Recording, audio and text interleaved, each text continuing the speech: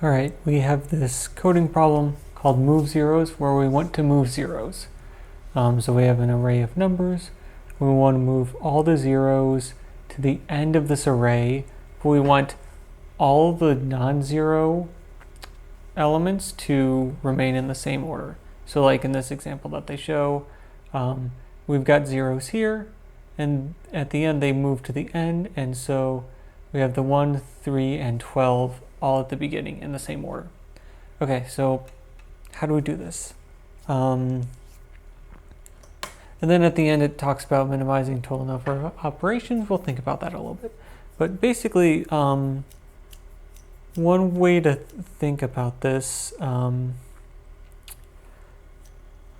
so it's not entirely clear. Like, you might have to think a bit to sort of like come up with the solution. But the way you can do this is you can use two indices. And you're going to have a left index and the right index. And the right index is just going to like loop through the array of numbers and makes sure that everything to the left of this right index is all in order, looking the way that it needs to be. The left pointer is going to point, so what we're going to want to do is if we want to be able to like take the writer from start to end of the of this string or this array, and we want to make everything to the left be in order, then basically it needs to be such that it needs to make sure that like anything to the left of the right index, all the zeros are as far right as they can be. And so anytime that the right index runs into a non-zero number, it needs to push that as far left as it can past as many zeros as it can.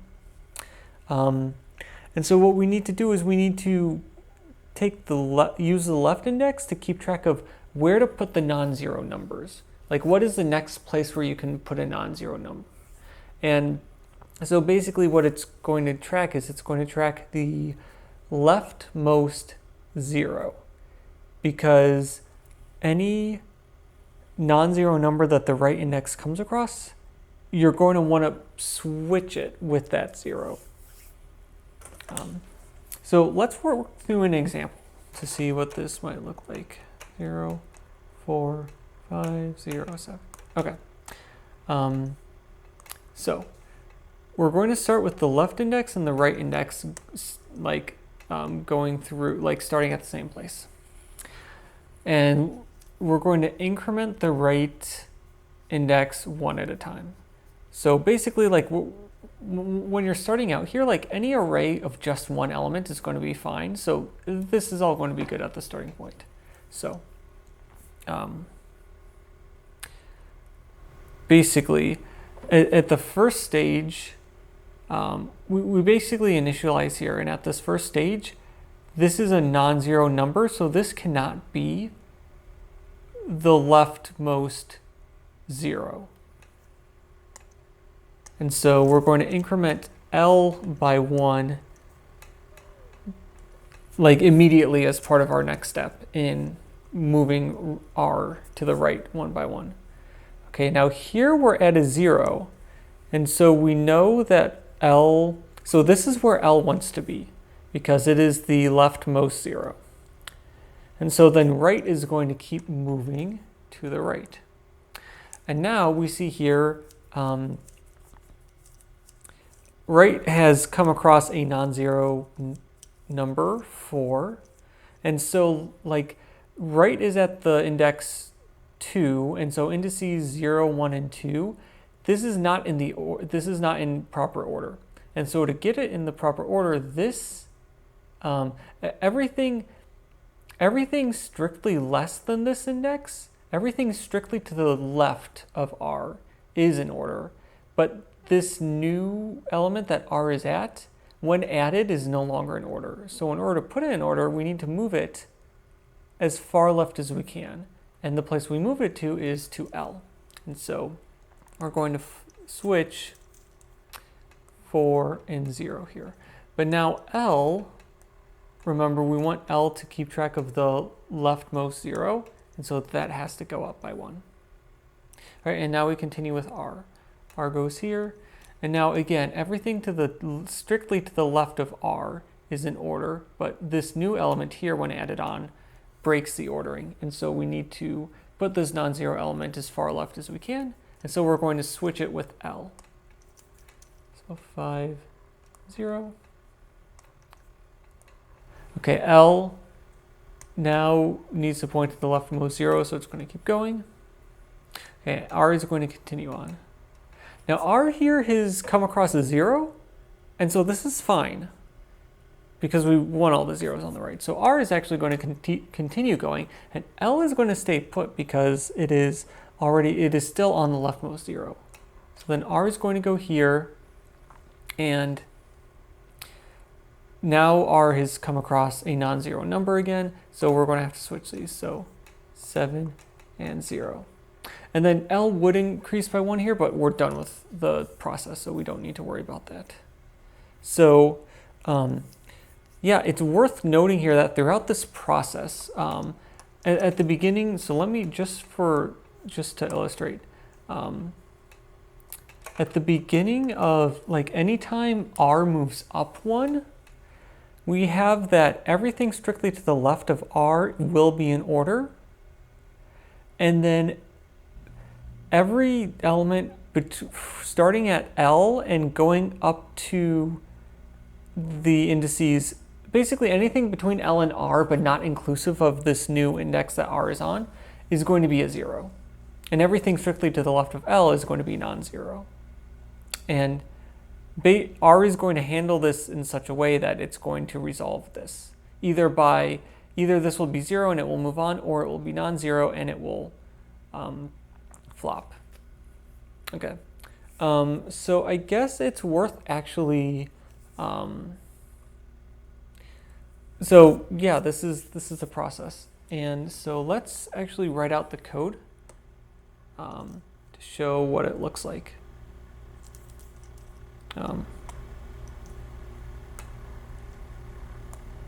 I'll keep this like this. Okay, so, and again, I'm handwriting code because I feel like it. So the left index is going to start at 0. And so now we're going to, the main loop is going to be the right index. So for right index, and you could do for right index in range, length, nums, but I don't know, I learned to do this at some point. Enumerate is basically, it creates, in this loop, enumerate, basically you have it returns two things. So not only does it give you the indices of the elements of nums, but you can also store the actual values in the array as well. And it will just loop through all of these. And writing enumerate is it's not a lot easier, but like it's more clear. It's a little neater looking than writing range, length nums. And then also, like in this case, we don't need it, but oftentimes you need both the index and the value that appears at that index. And if you want that, then you can store it here, but here we don't need it, so I just have an underscore because we're not storing the second output of enumerate. Okay, so for this, basically if, oh, well actually,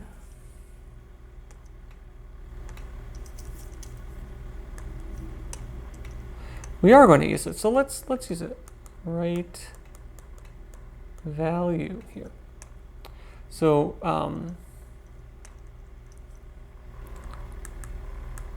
right index and right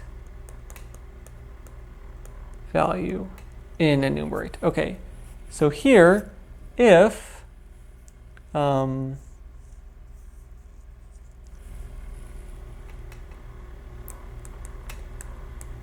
if the right value is non-zero, then we want to switch them. So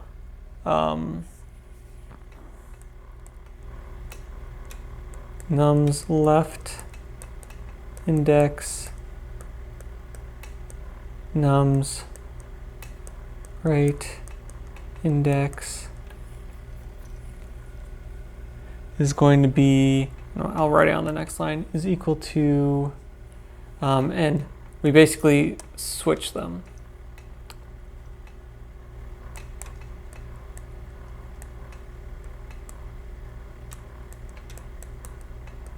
And here,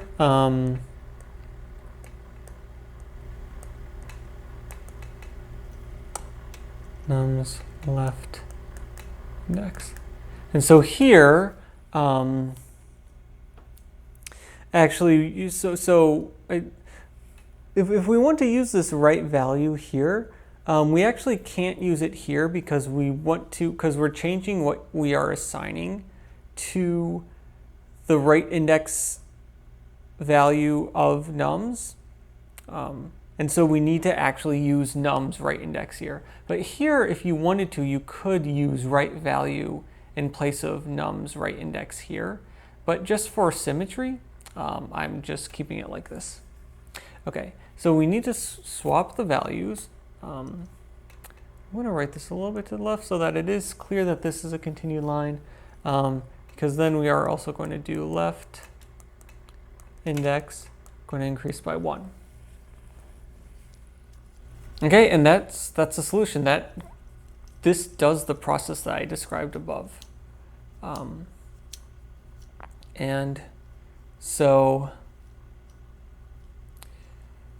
let's see here. This is so it's worth thinking about, like, can we actually like, obviously, like, you can just like code this up and run it, and like, you know, if it works, it works. But you should be able to tell, like, you should be able to prove theoretically that this algorithm will work even without having to run it to verify. So can we prove that this will work? And you can, and basically you would just do like an induction argument. So basically, what I was saying before about like explaining how like everything to the left of this right index looks fine and then we fix it, I was basically sort of like outlining the induction proof there, because it's sort of the what we need to prove is that for all n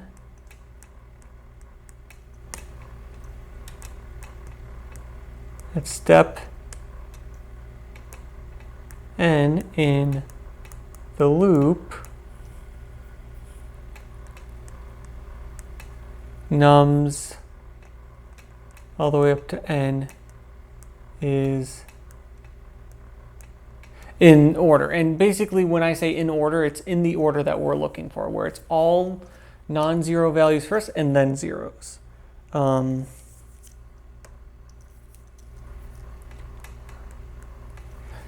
I guess, so we want to go all the way up to actually n plus 1. And so there is, I guess there is some vagueness in terms of when I say step here. And basically what I mean here is at step n is at the end of the nth step in this loop. So basically once like right before you, so here we're incrementing the right index.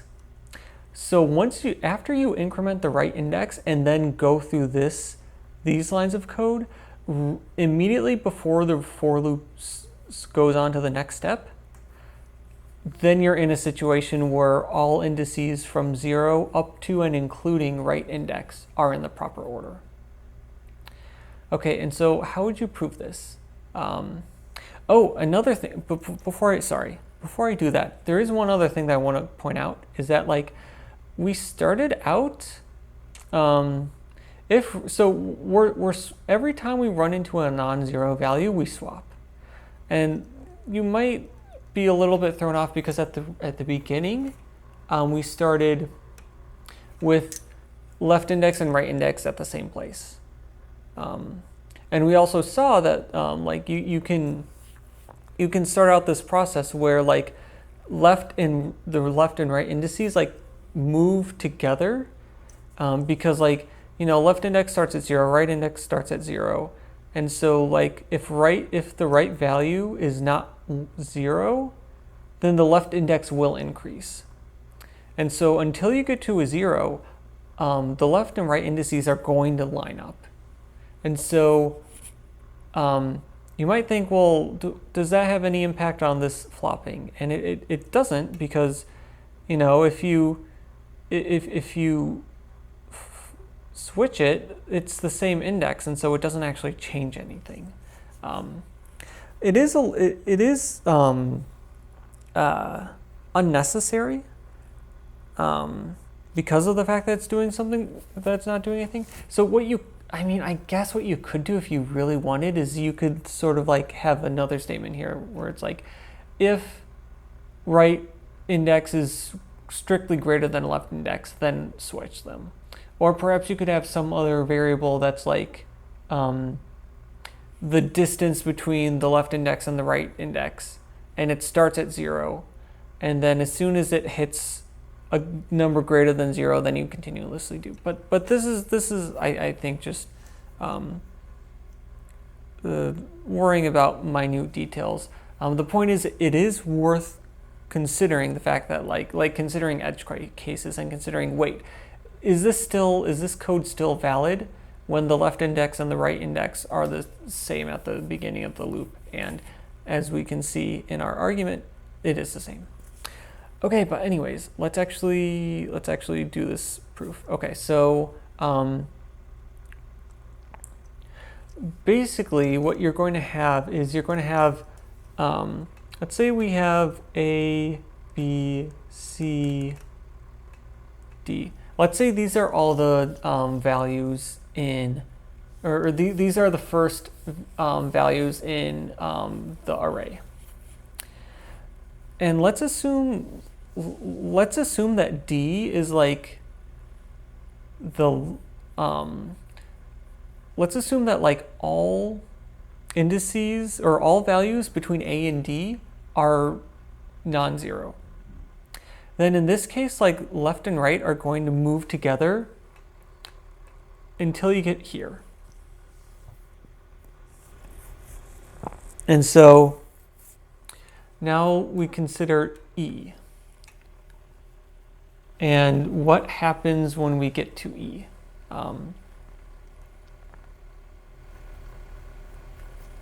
So now, well, actually, let's. Okay, so if there's no zeros, then the array is already in order, and L and R are going to go all the way to the end, and it will be fine. So let's assume that there is a 0. Let's assume that the 0 appears after D. Then what is this going to look like? Then what we're going to do is here, R is going to increase by 1, and L is going to increase by 1. Basically, L and R are going to move together here, but now that we're at a 0, L is going to stay put, and R is going to continue. And R is going to move on to E. Okay. So now R, so now there's two scenarios. Either E is 0 or E is non-zero. If E is 0, then we're going to get to A all the way up to D 0, and then E is 0. And L is going to stay here, and R is going to stay here, and this is in the proper order that we want. Now, if E is non-zero, then we're going to have A all the way up to D, and then because R is non-zero, it's going to switch with L. So it's going to be E0, and L is going to move up. Okay, so what are we trying? So, okay, the nums n is in order, and nums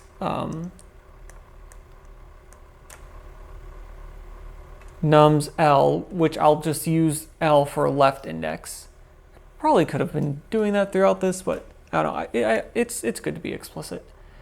And nums L is the leftmost 0. Okay, so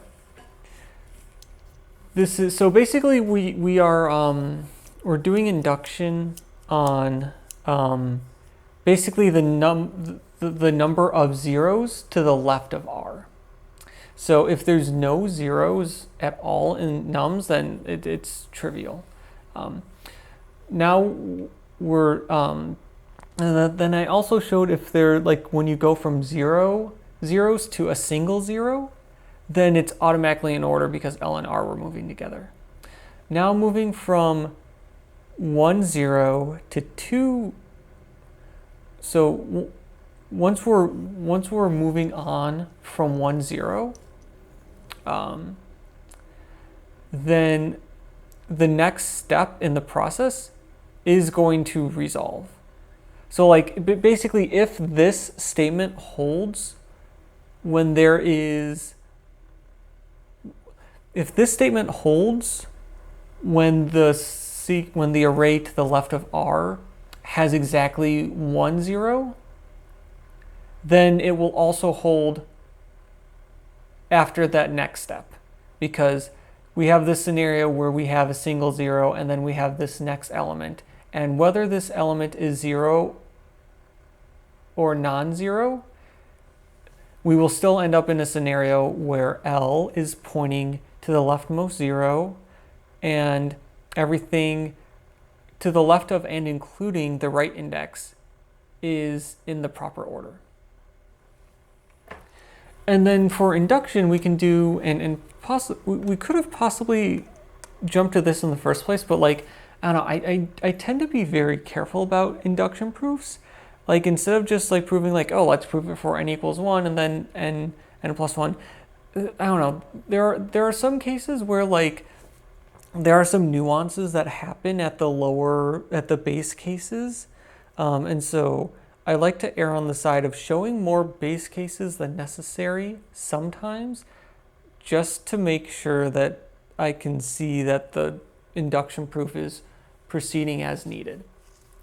Okay, so now let's suppose we have A, B, C, yeah, A, B, C, up to D. Then we have 0 all the way up to 0. And then we have E. And we are assuming, and so we're trying to do the inductive hypothesis here. So instead of going from the case of, and instead of proving that this holds when there is 1 0, we want to prove that this holds when there are n zeros. So let's see here. So now by the induction hypothesis, everything, and the induction hypothesis applies because of this base case we've taken care of. So by the induction hypothesis, where are the left and right indices going to be? L is going to, so R is going to be at the very end, because that's the step that we're looking at. And then L, by the inductive hypothesis, is going to be at the leftmost 0. Yeah, the leftmost 0. I was going to say the leftmost 0 that's to the left of R, but the leftmost 0 to the left of R is going to be further left than anything to the right of R. So yeah, so the indices are going to be lined up like this. And then you can sort of bifurcate this. Oh, that's not the right word. I don't know, bifurcate has a very specific mathematical definition, so I don't want to use it. But we have these two scenarios, either E is 0 or E is not 0. If E is 0, then we have A all the way up to D. And then if E is 0, then L is going to stay put. And we're just going to add an extra 0 here, and R is going to go there. If E is non-zero, then this E is going to move to where L is, and L is going to increase by 1. And then we'll have any other zeros that were there. And then R is going to be 0 here. Okay. So basically we know, so this this inductive hypothesis, it holds trivially when the number of zeros is 0. And then if you have a sequence that is in order and has a single 0, then it will apply when going to the next, when adding the next element. And then if you have any number of zeros, then it will apply to the next element. And so, yeah, this is the inductive proof. And so you always have, so after every step in this process, the left and right indices are going to be such that everything up to and including the right index will be in the proper order. And the left index will be pointing to the leftmost 0. And furthermore, this isn't, well, yeah, this is a consequence of the fact that it is in the proper order, is that all indices from L to R will be 0. Okay, and so that's the inductive proof. Finally, we should actually check that this works. Okay, so left index is 0. For right index, move right value in enumerate nums. We are going to do, if the right value is non-zero, then we need to swap. So nums left index, nums right index equal nums. And we need to do this sort of switching because of the fact that the problem tells us that we need to do this in place without making a copy of the array. Right? And then only when the right value is non-zero and we do the flop, then we need to increase the left index by 1 so that it's now pointing to the, to make sure that it is still pointing to the leftmost 0. Okay, and we can submit this.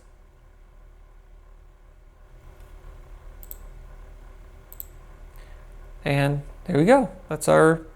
We have our solution. And again, for the point of citation, I did look in the solutions, and this one was helpful for it, and especially like this. I don't know, it's always good to, or it's really helpful to start out with concrete examples. And so this process of actually showing how this process works is super helpful. So yeah, that's the solution to this coding problem, along with a proof that it actually, that the algorithm actually does what we want it to do. So there you go. One more quick thing that I almost forgot. Could you minimize the total number of operations done? So basically, long story short, this is pretty optimal, because if we think about what the computational complexity, because we are moving things around in place, the complexity of the problem is going to scale at least linearly with the length of the array. And so it's going to be at least order n complexity or big O of n, and this loops through the indices. It just loops through the indices once, from left to right, and so this is big O of n complexity. This is like the so this is in like the minimal class of computational complexity for this problem. Now, I guess, could you minimize the total number of operations done? Like, I guess that's a little more specific in saying, like, is it possible to like figure out how to like not just get the lowest possible algorithm, like computational complexity, but also minimize the total number of operations. But that I feel like you would have to like come up with like very like tricky optimizations to make that might not always work. So like, for example, you could think of like how many like maybe if they're like depending on whether there's a lot of zeros or not a lot of zeros, because instead of so here we're moving from left to right. I wonder if you could move from right to left, and instead of moving from left to right and moving the non-zero values over, could you move from right to left and move the zero values over? And I think symmetrically it would work out the same, and you could like choose between those two depending on how many zeros there are, but you'd have to go through the loop to find the zeros in the first place. So it's not obvious to me that there are further optimizations you can make, and they would probably be minuscule. But of course, like I can't prove that there, or I don't have a proof that there is not a slicker solution out there. But at the very least, like this is the correct computational complexity, or it is the minimal computational complexity, and so that's sufficient. Well, I don't know. That's that at least gives a satisfactory answer. Like we have addressed this to some extent. It's always hard. Like, yeah, this is a little bit vague. Like, could you minimize the total number of operations? That's more difficult to like get to than actually just getting to the minimal computational complexity. But we have the minimal computational complexity, so we can be happy with that, and there we go.